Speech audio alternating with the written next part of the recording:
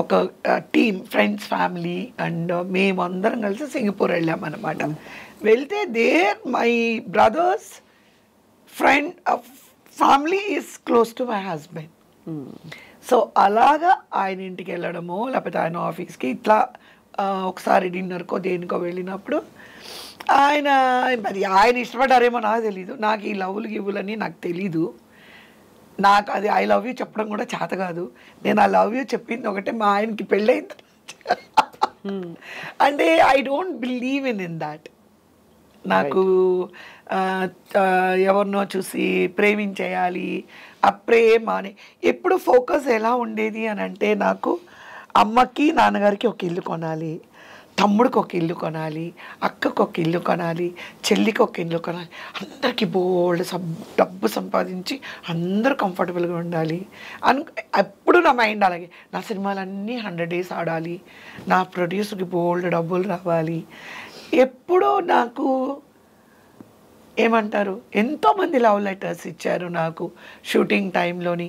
ఎంతోమంది I love you చెప్పారు, ఎంతోమంది రెడ్ రోజెస్ తెచ్చి ఇచ్చారు, ఎంతోమంది లైక్ ఇంకా మా మదర్ దగ్గరకు కూడా వచ్చి అమ్మాయిని పెళ్లి చేసుకుంటానని ఎంతోమంది ఆర్టిస్ట్ సీనియర్ ఆర్టిస్ట్ సన్స్ వచ్చి, సీనియర్ డైరెక్టర్ సన్స్ కూడా వచ్చి. ఎవరన్నా పేరు చెప్పచ్చు కదా? వద్దండి,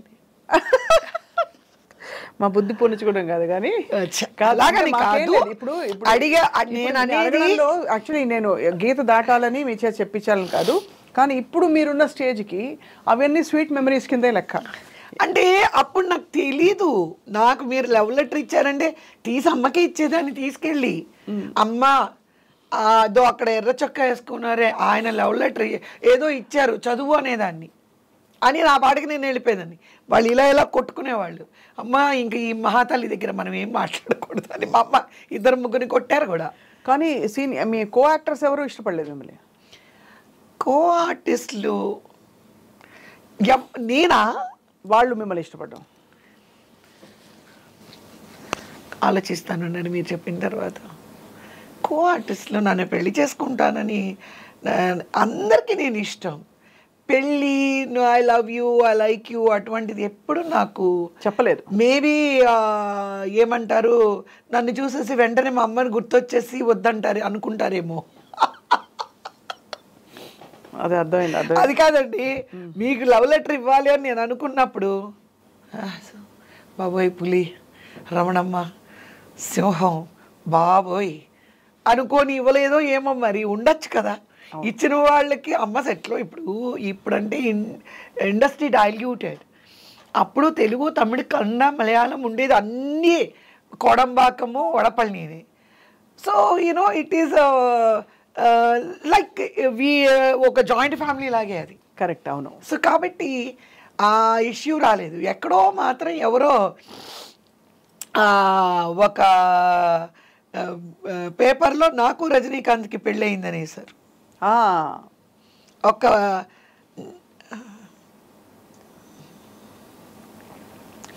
నకీరన్ సినిమా ఎక్స్ప్రెస్. నాకు తమిళ్ పేపర్స్ బుక్స్ నేను చదవను. మీకు రజనీకాంత్ గారికి పెళ్ళైందని రాశారు? నేను, మోహన్ బాబు గారు, మేమంతా సెట్లో, అల్లు రామలింగ గారు, మేమందరం కూర్చొని ఉన్నాము.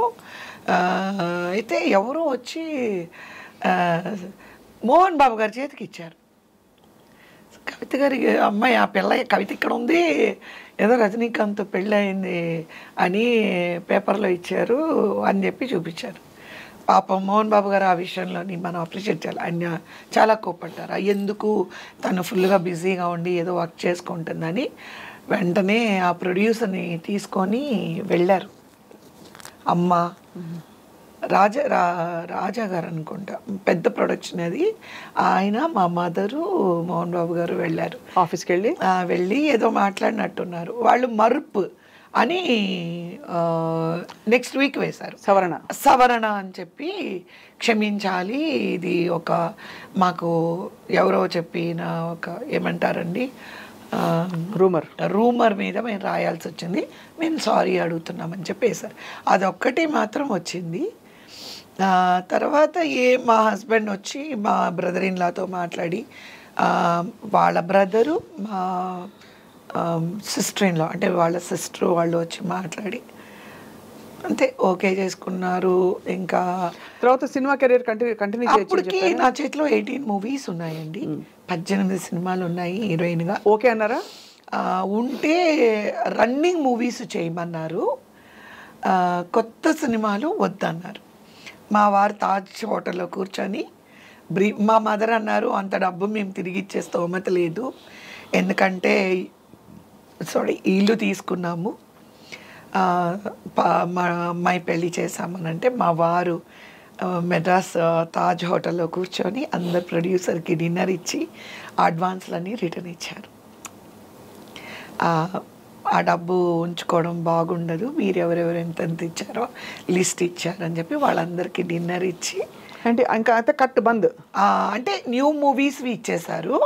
నాకు మ్యారేజ్ అయ్యి మా పెద్ద పాప పుట్టిన తర్వాత కూడా నేను సింగపూర్ నుంచి వచ్చి కొన్ని మూవీస్ నేను కంప్లీట్ చేశాను. పాప పుట్టిన తర్వాత ఏమనేవారు మీ వారు చూసి? ఆయనకి యాక్టింగ్ అంతా తెలుసా? ఏం చేసేవారు? ఆయనకి సినిమాల గురించి పెద్దగా తెలియదు. He's into business are he's in oil exploration in all over the world. సంబంధం లేని ఆయన సినిమాలు కూడా చూడరు, సినిమా వాళ్ళు తెలీదు. He got educated in London and he's international business man. He's oil exploration businessman in 11 countries, in Houston, Abu Dhabi, and then Malaysia, Singapore, Indonesia, Philippines, South Korea, Mumbai, and Narsapuram, in Rajahmundry, Pondicherry. So all these places in Houston, he's having his own oil rig operations. So is basically ఆయన ఒక సముద్రం లాగా, అంటే ఆయన earnings like my earnings like ఆవగించంత. ఓహో, he was very well to do and well settled. And నేను అనేది like what I struggle for 60 days for earnings he will spend in 1 day. ఓహో, 60 రోజులు నేను హీరోయిన్గా యాక్ట్ చేస్తే నేను ఎంత సంపాదిస్తానో ఆయన ఒక రోజులో ఖర్చు పెడతారు. కానీ మీ డబ్బులు మీవే కదా? నో, నేను ఇంటికి మాకు మ్యారేజ్ అప్పుడు ఆయన ఏం మాట్లాడారంటే, ఆ కట్టుకున్న చీర కూడా చెప్పులు కూడా ఆయన కొనిచ్చినవే వేసుకొని రావాలి, జ్యువెలరీ అసలు అక్కడ నేను ఏం సంపాదించానో ₹1 కూడా నేను తీసుకురాకూడదు. That was the condition. ఇంత బంగారం అండి మీ ఆయన అసలు. తీసుకొని ఇంకా నాకు ఎదురు కట్నం ఇచ్చి పెళ్లి చేసుకున్నారు. అసలు అదుర్సు కదా, ఎదురు కట్నం అనమాట. So why not? బంగారు తల్లి, ఇంత సక్సెస్ఫుల్, చిన్న వయసులో గలగలగల అని ఉంటారు ఎప్పుడు. ఇంకేం కావాలి చెప్పండి ఆయనకి, అంతే కదా. సో అది. బట్ టీడీపీలోకి ఎప్పుడు వచ్చారు కవిత గారు మీరు, పాలిటిక్స్లోకి?